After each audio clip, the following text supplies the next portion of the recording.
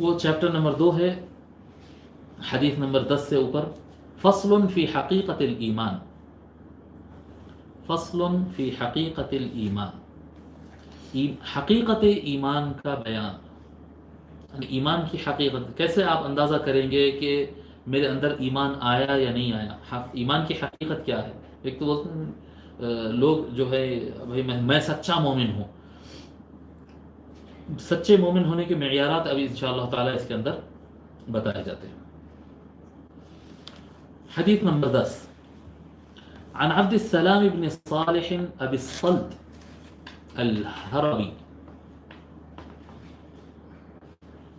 عن علي بن موسى الرضا عن أبيه عن جعفر بن محمد عن أبيه عن علي بن الحسين عن أبيه عن علي بن أبي طالب رضي الله عنهم أجمعين وعليهم السلام قال قال رسول الله صلى الله عليه وآله وسلم الإيمان معرفة بالقلب وقول باللسان وعمل بالأركان. قال أبو الصلت لو قرئ هذا الإسناد على مجنون لبرأ. رواہ ابن ماجہ والطبرانی والبیہقی. ٹھیک ہے. سب سے پہلے اس میں راویوں کی ایک چین بیان کر دی گئی. ہم دیکھیں گے اب تک احادیث شریفہ میں کیا ہو رہا تھا، ایک راوی آتے تھے اور پھر سیدھا حضور کا نام آ جاتا تھا. اب یہاں پر عبدالسلام بن صالح ابو الصلت الحروی، یہ ایک راوی کا نام آیا، پھر امام علی الرضا کا نام آیا، پھر امام موسیٰ الکاظم کا نام آیا، پھر امام جعفر الصادق کا نام آیا، پھر امام محمد الباقر کا نام آیا، محمد الباقر کا نام آیا، پھر علی زین العابدین کا نام آیا، پھر حسین ابن علی الشہید کا نام آیا، پھر مولا علی کا نام آیا. یہ اتنے نام آئے. اس میں ابو الصلت الحروی یہ خاص طور پر بیان کیے ہیں، اور شیخ الاسلام نے بھی یہ سند کو اس لیے روایت کیے ہیں، اس کے آگے وجہ بتائیں گے. بہرحال اس کے اندر 8 نام اس سند میں آئے ہیں. اس کی خصوصیت ہے قال رسول اللہ صلی اللہ علیہ وسلم، وہ کہتے ہیں کہ رسول اکرم صلی اللہ علیہ وآلہ وسلم نے ارشاد فرمایا الایمان معرفت بالقلب. اب حقیقت ایمان سنیے آپ. ایمان کس کو کہتے ہیں؟ الایمان معرفت بالقلب. ایمان من سے پہچاننے کا نام ہے، دل میں معرفت حاصل ہو. وقول باللسان، اور زبان سے کہنا ہوتا ہے. دل میں یقین اور دل میں معرفت اور پہچان ہونا چاہیے. جی. وقول باللسان، اور زبان سے کہنے کو کہتے ہیں. وعمل بالارکان، اور ہاتھ پاؤں سے اپنے جسم سے عمل کرنے کو کہتے ہیں. آپ دیکھیں کیسی ہو گئی بات. اب یہ ہم تو شروع میں بتائے کہ ایمان دل کا کام ہے، پھر یہ کیا بات مولانا، یہ تو زبان بھی آ گئی اس میں، جسم بھی آ گئی اس میں. ہاں، حقیقت ایمان یہ ہے. حقیقت ایمان یہ ہے کہ جب انسان کے دل میں کوئی بات پکی بیٹھ جاتی ہے تو وہی چیز اس کے زبان پہ بھی آتی ہے اور وہی چیز اس کے جسم پر بھی آتی ہے. ایک شخص نماز کے لیے نہیں کھڑا ہوتا، ایک آدمی سچ نہیں بولتا، ایک آدمی کیا کہتے ہیں گناہ کرتے بیٹھتا ہے، اور یہ کہتا ہے ہم تو دل سے ایمان والے ہیں صاحب، دل سے ایمان والے. کیا کہتے ہو، دل کی نماز والے بھی ہوتے. بعض سنے ہوں گے آپ حضرات، دل کی نماز والے وہ بولتے کہ نہیں ہم کو مسجد کو جانے کی ضرورت نہیں.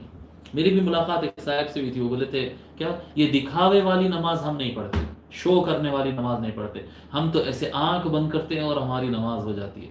نہیں، یہ سب بیکار باتیں ہیں. اگر آنکھ بند کرنے سے آپ کی نماز ہو جاتی اور خاموش بیٹھنے سے نماز ہو جاتی، تو اگر آپ کا یہ اونچا لیول ہے تو معاذ اللہ، کیا حضور صلی اللہ علیہ وسلم کا یہ لیول نہیں تھا؟ انا للہ و انا الیہ راجعون. جی.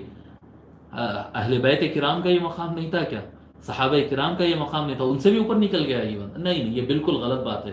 یہ جس آدمی کے دل میں ایمان نہیں ہے وہ کرتے ہیں اس طرح سے بات. اندر ایمان نہیں ہے لیکن ایمان کی زبان پہ دعوے ہوتے ہیں، وہ لوگ کرتے ہیں ایسی بات کہ دل کی نماز ہوتی ہے اور فلاں ہوتی ہے اور ہمارے کو نہیں. یہ بالکل انتہائی غلط بات ہے. جو آدمی کا ایمان سچا ہو، اس کا ایمان اس کے الفاظ میں، اس کی بولی میں، اس کے کردار میں، اس کے عمل میں چھلکتا ہو. میں آپ کو آگے بڑھ کر ایک بات بتا رہا ہوں. جی، آگے بڑھ کر ایک بات بتا رہا ہوں. آگے احادیث میں یہ آئے گا انشاءاللہ تعالی آگے کے چیپٹرز میں.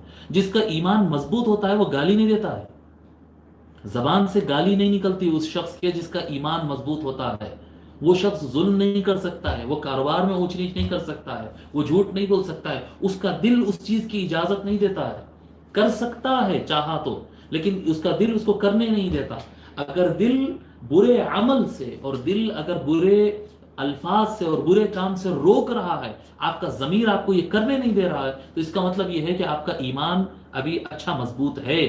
لیکن اگر کیا کہتے ہیں، ایمان کے بڑے بڑے دعوے ہیں اور زبان پہ گالیوں پہ گالیاں ہیں، جھوٹ ہے، غیبت ہے، جی چغلخوری ہے، اور اعمال میں کیا کہتے ہیں دھوکہ ہے، ظلم ہے، چوری ہے، سب کچھ کر رہے ہیں، اور اپنے آپ کو نہیں، ہم عقیدے کی تو ہم صحیح ہے بھائی، اللہ کا فضل ہے، ہمارا عقیدہ تو صحیح ہے بھائی، اللہ کا فضل ہے بھائی، ہم ایسے بولتے ہیں لوگ، ہمارا عقیدہ تو صحیح ہے بھائی، اپن اعمال میں کچے ہوں گے صاحب لیکن اپنا ایمان بڑا مضبوط ہے۔ نہیں نہیں، ایمان مضبوط رہا تو عمل صحیح ہو جاتا ہے، یہ حقیقت ایمان ہے۔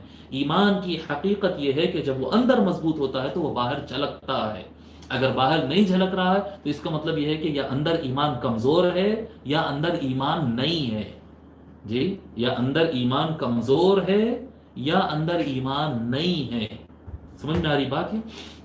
تو فرماتے ہیں حضور اکرم صلی اللہ علیہ وسلم، ایمان دل سے جاننا، زبان سے بولنا، اور ارکان سے، ہاتھ پیر سے اور جسم سے عمل کرنے کا نام ایمان ہے، یہ ایمان کی حقیقت ہے۔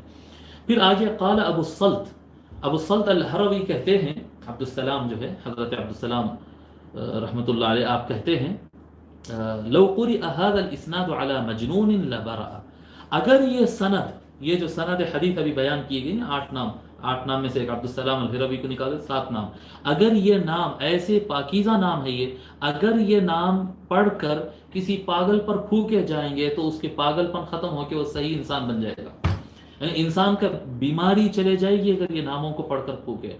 عبد السلام الہروی کون ہے؟ یہ امام علی الرضا کے شاگردوں میں سے ایک ہے۔ امام علی الرضا جن کا مزار مبارک ایران میں ہے، جو ائمہ اہل بیت کے جو 12 امام کہے جاتے ہیں، جن میں سے 11 ہیں اور 12ویں ابھی آنا باقی ہے، تو یہ جو 12 ائمہ اہل بیت کہتے ہیں، ان ائمہ میں سے ایک امام ہیں، امام موسیٰ الکاظم کے فرزند ہے۔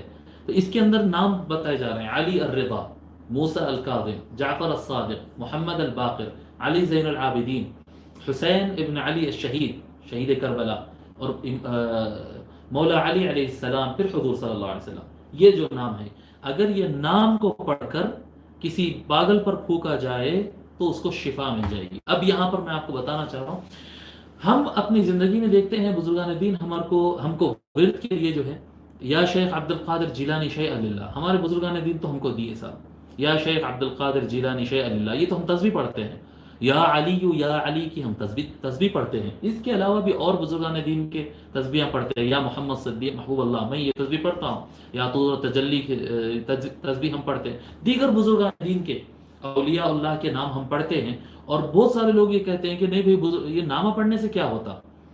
اب نام پڑھنے سے کیا ہوتا ہے؟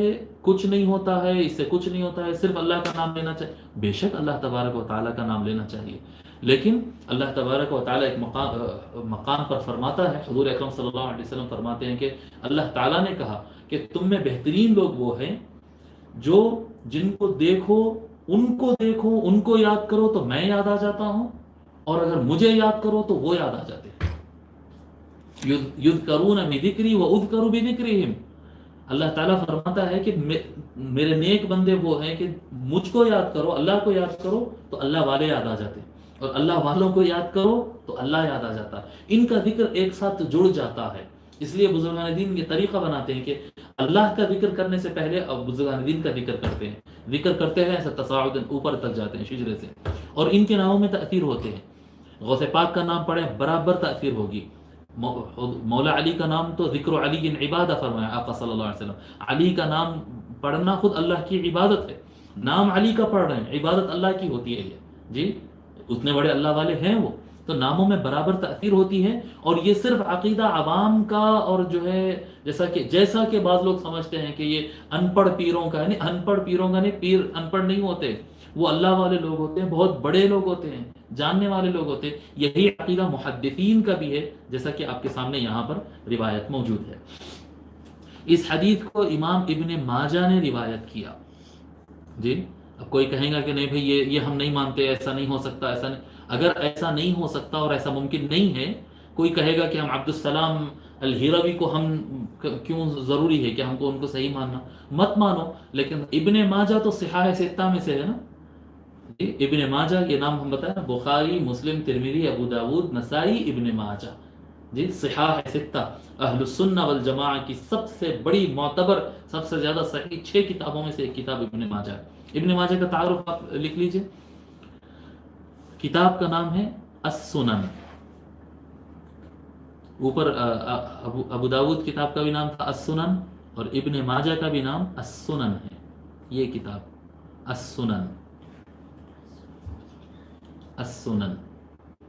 اور ابن ماجہ جو ہے، امام ابن ماجہ اور علامہ ابن ماجہ جو اس کتاب کے مؤلف ہے، ان کا نام ہے ابو عبداللہ محمد بن یزید بن ماجہ القزوینی، ابو عبداللہ محمد بن یزید بن ماجہ القزوینی۔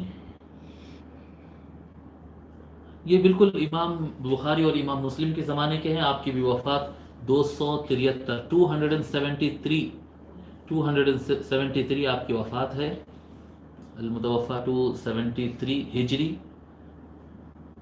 اور سنن ابن ماجہ جو السنن جو کتاب ہے، یہ کتاب میں احادیث کی تعداد ہے 4341، 4341، 4341، 4341، یہ سنن ابن ماجہ۔ پھر اس میں اور ایک حوالہ ہے الطبرانی، رواہ ابن ماجہ، آپ حدیث کے نیچے دیکھ لیں، رواہ ابن ماجہ والطبرانی والبیہقی، 3 کتابوں کے نام شیخ الاسلام نے ذکر کیے ہیں، تو ہم ان تینوں کا تعارف دے دیتے ہیں۔ امام طبرانی کی یہ جو کتاب ہے، یہ ہے الطبرانی الاوسط، یہ کتاب کا اصل نام ہے المعجم الاوسط، المعجم الاوسط، المعجم الاوسط، یہ کتاب کا نام ہے المعجم الاوسط۔ اور اس کے جو مؤلف ہے، لکھنے والے ہیں امام طبرانی کا نام ہے ابو القاسم سلیمان بن احمد الطبرانی، ابو القاسم سلیمان بن احمد الطبرانی، ابو القاسم سلیمان بن احمد الطبرانی۔ آپ کا زمانہ تھوڑا سا بعد کا ہے، آپ ہے المتوفا، آپ کی وفات ہے 360 ہجری، 360 ہجری، 360 ہجری میں آپ کی وفات ہے۔ اور المعجم الاوسط کے احادیث شریفہ کی جو تعداد ہے، اس کتاب میں احادیث شریفہ کی تعداد ہے 9489، 9489، 9489۔ اور یہاں پر تیسرا جو حوالہ شیخ الاسلام دیے ہیں وہ ہے البیہقی۔ امام بیہقی کی کئی کتابیں ہیں، یہاں پر جو ہے البیہقی جو کتاب کا ذکر ہے، وہ کتاب کا نام ہے شعب الایمان، شعب الایمان، ملا کر اگر پڑھیں گے تو شعب الایمان ہوتا ہے، شعب الایمان، کتاب کا نام ہے شعب الایمان، بڑی کتاب ہے یہ شعب الایمان۔ اور لکھنے والوں کا نام ہے، امام بیہقی کا نام ہے ابو بکر احمد البیہقی،